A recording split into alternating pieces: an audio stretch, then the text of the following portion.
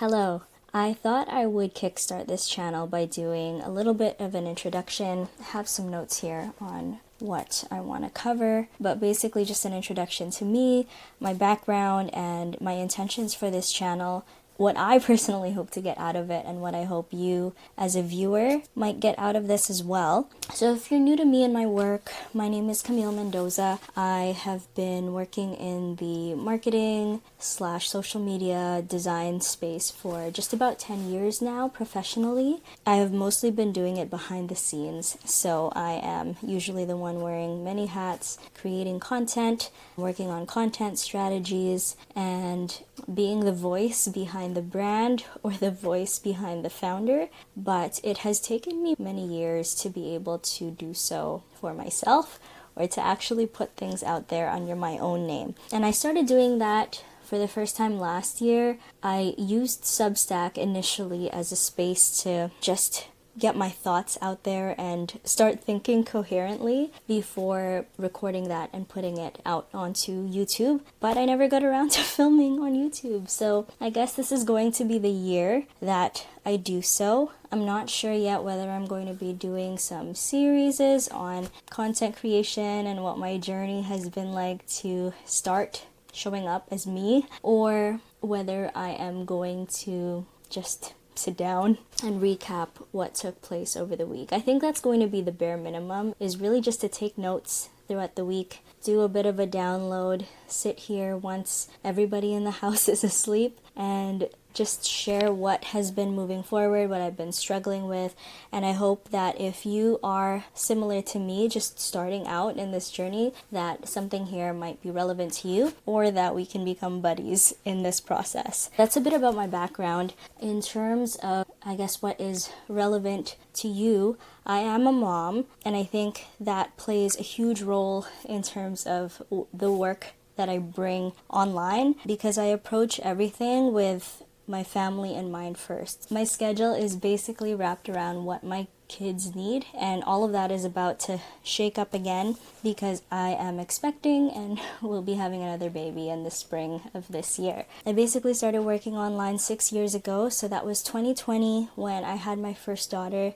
She gave me the courage to leave my corporate marketing job and to transition those skills over, basically providing the same thing to companies online. And at that time, it was the pandemic, and there were so many businesses that had either shifted their entire business model to being online, and also so many new businesses that were just starting up. So there was a lot of demand back then for someone with my skill set. And so when I had my first daughter, like I said, I had pretty much joined different companies and was their marketing and design person. I think I worked for one company at a time in a contract capacity, and each season looked really different. So life with a newborn, actually I didn't work when she was a newborn. I think I started working when she was around 6 to 7 months. And then at that time I was able to have a really lean schedule as far as work. And so I pretty much just worked while she was napping.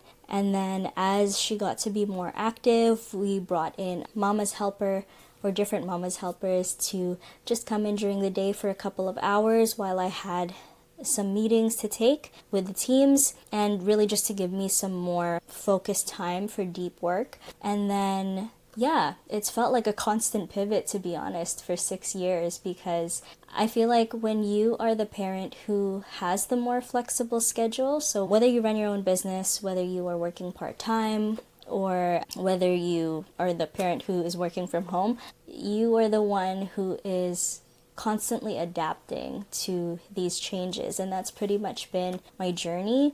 I absolutely would not trade it for the world, and I'm very grateful for the work that I do and how it's been able to be my outlet creatively, professionally. It's helped me stretch and grow, really use my brain in those areas, but it's also helped me to see so many moments of my kids' lives that I absolutely would not go back to the commute or trade it for anything. And so overall, it's been such a beautiful journey, and it wouldn't have started at all if it wasn't for trust and taking the first step and having the courage to do that. So what I plan to talk about on this channel is really just how my own personal creator journey is going. It's very different when you come from someone whose background is in content marketing.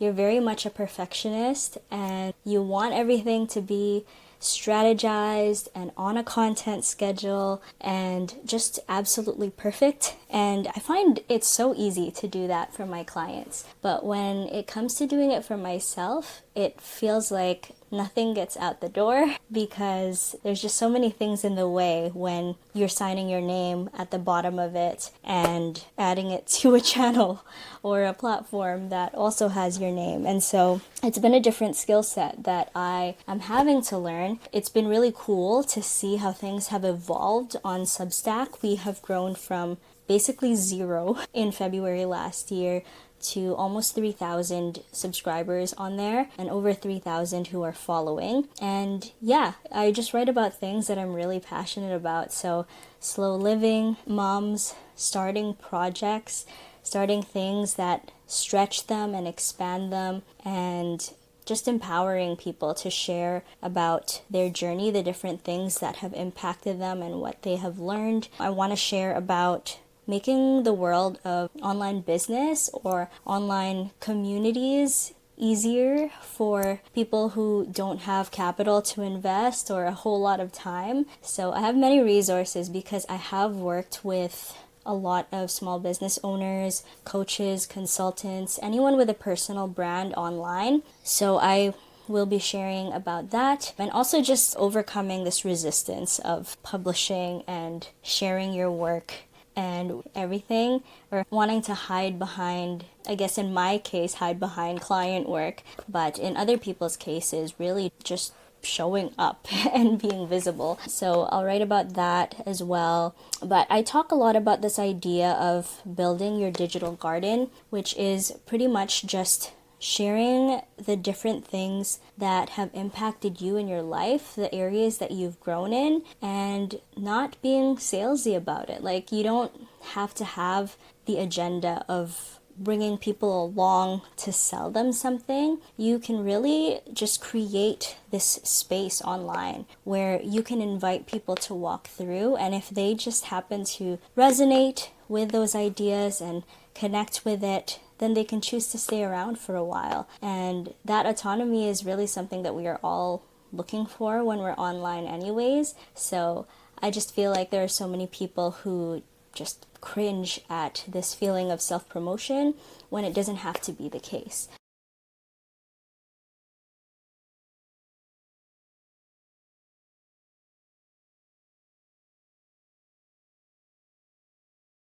All of this and the life that I live now isn't anything close to what I had expected, but it has been what I've always dreamed of, and I see God still working on that. I think He's molding me in different ways, and He tells me to go this direction or this direction. But when I was a kid, I had always taken an interest in the arts. So whether that be media, filming and taking videos, singing and recording it, digital arts, painting, creating things with my hands. But I was a pretty bored kid who spent no time outdoors because my parents were just afraid of what would happen if they let me outside. So I spent a lot of time on the computer and was one of the early people on MySpace coding before I was of age. And then we moved on to all the other platforms out there where I would do the design layouts and create fun projects, companies that didn't exist. I'd buy jewelry like beads from the dollar store, string them together and create bracelets, and then take photos of them and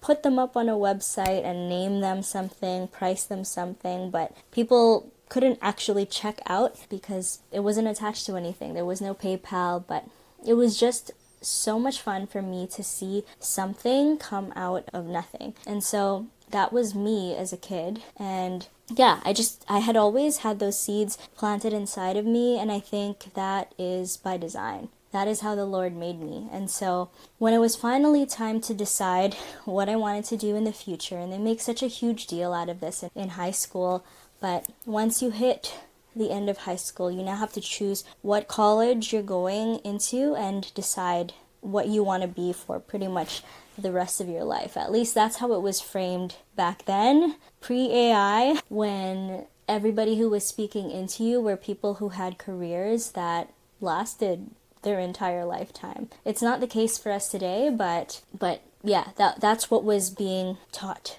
to us as I was growing up. And so it feels like it has to be this one thing. There's so much pressure on you as a 17, 18-year-old to decide pretty much the trajectory of your life. And it led me to go through this battle with anxiety and needing to go to doctors, counselors, psychiatrists to figure out why I was having so many breakdowns and why I was in the counselor's office every day. And I think a lot of it was rooted in how I felt like it was difficult to bridge together what I understood of God and how I wanted to pursue a path of holiness, but also what would make my parents proud and what the culture and the rest of the world was paving this path of success and what that looked like. Like, I couldn't put two and two together. Both seem good, and they make it out to seem like this is what's good for you, this is the best path, but I couldn't. My brain just could not find a way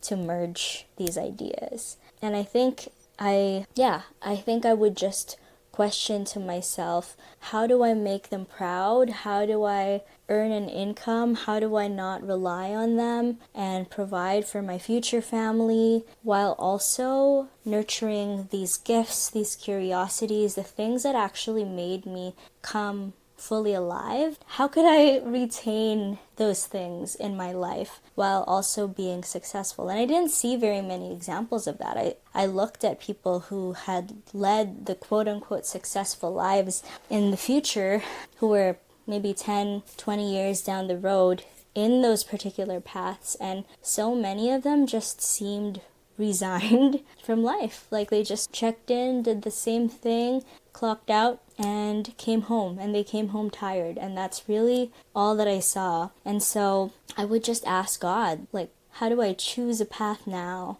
that is not going to lead down that road where you're living lifeless for the rest of your life? And I didn't know the answers at that time. So I did go to school. I chose a field that was within my interests, but was also practical. It's funny because if you've read The Artist's Way, or if you've gone through the Artist's Way program, you'll know that there are shadow careers, which is like the more practical version of the arts field or path that you could take if you really truly went for that creative life. And that was me. So I studied communications and took electives in visual arts and graphic design and media. And I didn't exactly know what I was going to do with that, but after I graduated, or even throughout that time actually, I started working for a large accounting firm, doing marketing work for them. And that's where my career started. And then it all changed when I had my first daughter, Lilo,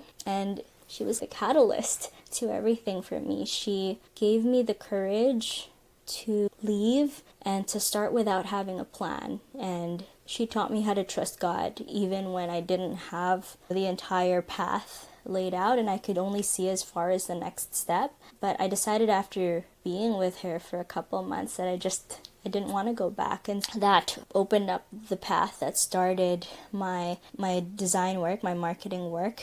And at that time it was called Mendoza Collective Co. It has since transitioned to the name Craft and Being, because I feel like working on your craft really plays a role in working on who you are if you do it sincerely and you do it with God. And so there's just so much more that goes into it, but I'm sure we'll go into it another time. But it's neat that name has changed, because projects can change, and so can your life with the different doors that open and each step that you have the courage to take. But anyways, I didn't go back to my role after my maternity leave, and it took its own direction from there, and just listening to where the Lord was wanting me to take it.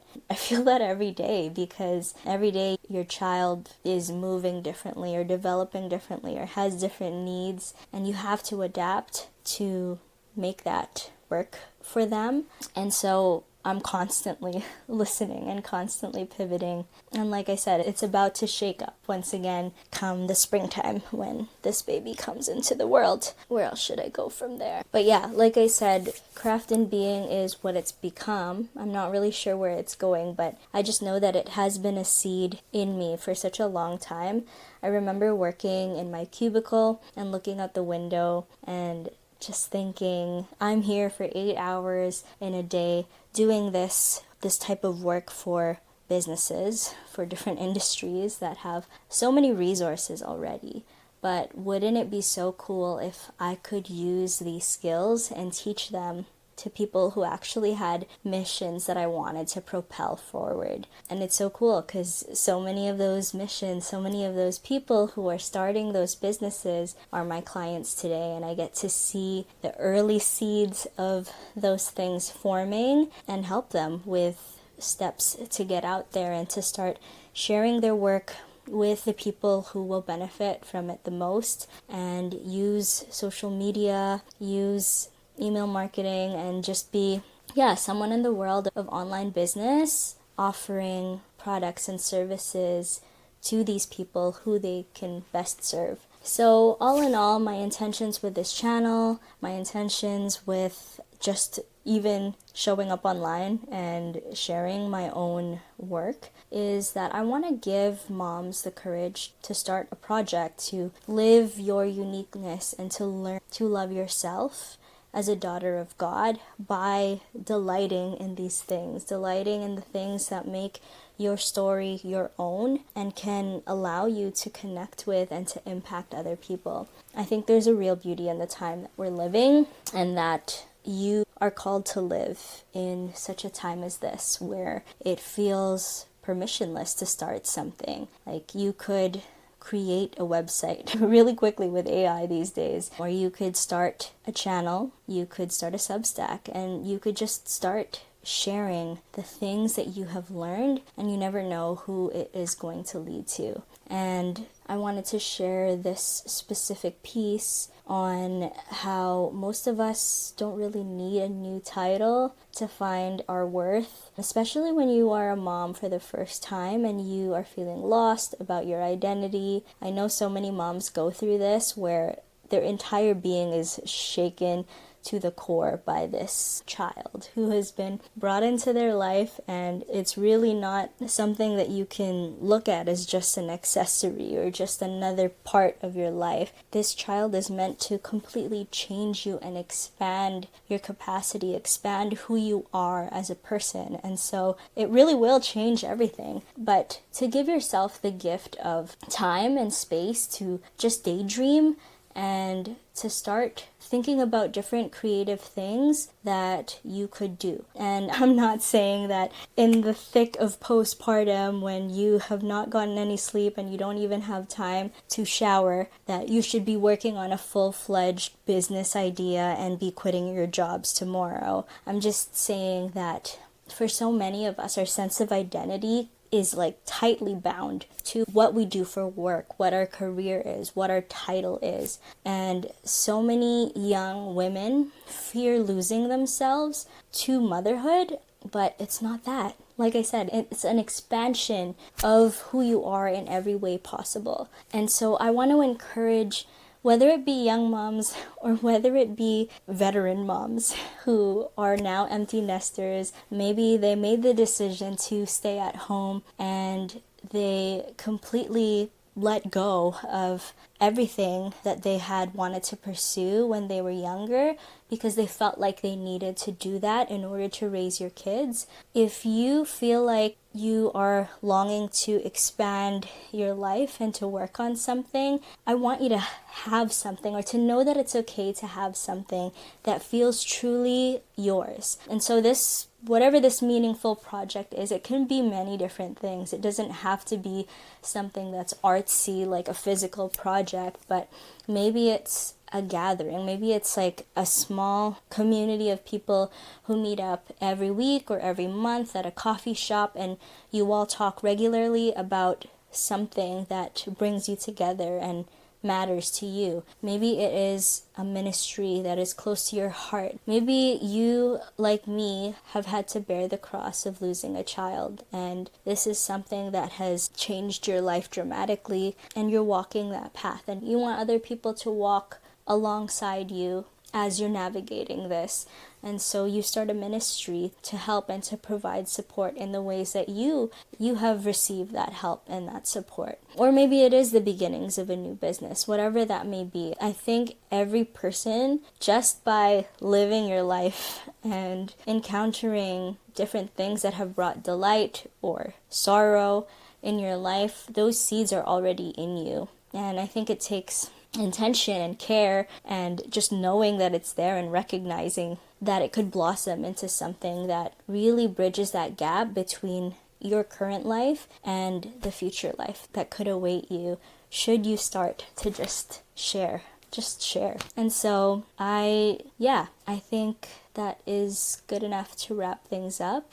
It's really the message that I wanted to bring throughout this introduction, is that the reason that I am here and stretching myself to be in front of the camera and start sharing some of my own ideas is because God has worked on my life. He's changed my life, and I am just so grateful for the different ways that He's shown me His love for me uniquely as an individual and as a daughter of His. And I want other people to know that and to feel that and to be working on something, to be crafting something that is impacting themselves and helping them grow into a more beautiful sense of themselves, helping them to shape their being. And so that's why I'm here. I'd love to connect with you if you are here for the first time, if you've watched through the entire video. I'm also losing my breath because I'm entering the 3rd trimester. So thanks for hanging in there, and I hope you'll stick around and subscribe so you can see the next videos that come up. Thanks for being here.